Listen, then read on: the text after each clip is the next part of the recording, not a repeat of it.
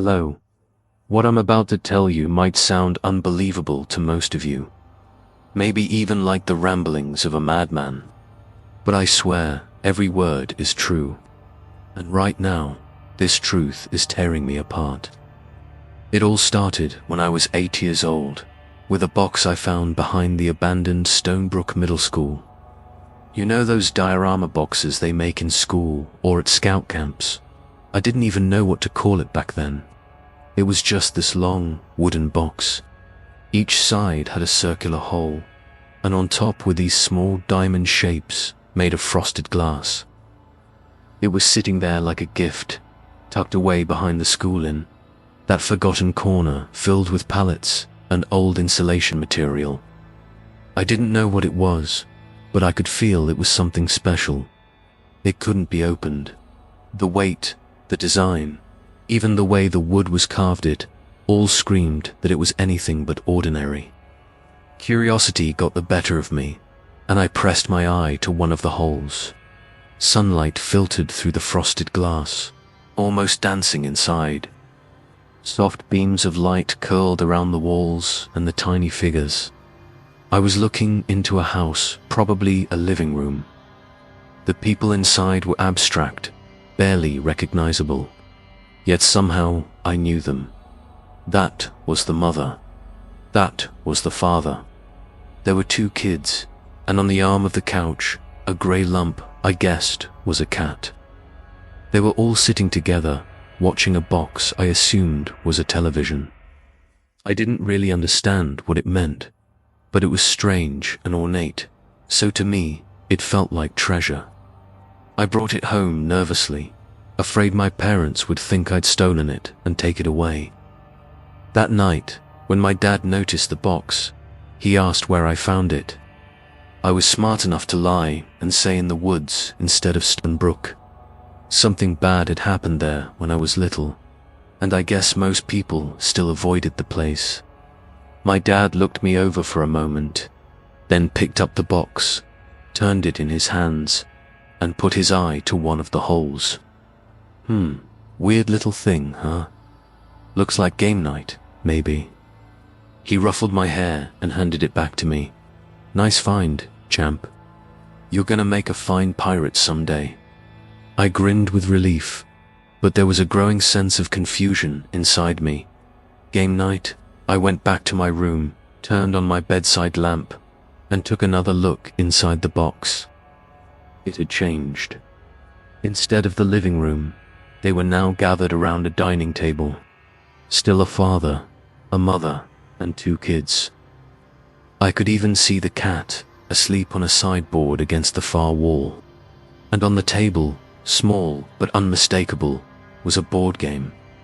Of course, I didn't tell anyone about the change. At best, they'd think I was making it up or playing some kind of trick. At worst, they'd believe me and take the box away. Instead, I looked at it every day, sometimes for hours. I was smart enough to hide just how obsessed I'd become, though it wasn't always easy. After all, I didn't want to miss a thing. The scenes were always inside the same house, but they moved from room to room, and the number of people and pets would shift over time. But somehow, I knew, without a doubt, it was always the same people and the same house. Most of the time, despite all the magical changes, the scenes were pretty ordinary. Just a family living their life, doing their everyday things.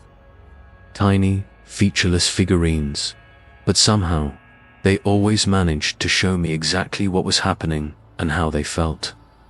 I remember the son getting into a fight at school, the daughter taking her first ballet class. I remember the husband and wife arguing, and then all of them coming together, sometimes to celebrate, sometimes just to comfort each other. When I turned 16, I noticed a change in the father inside the box.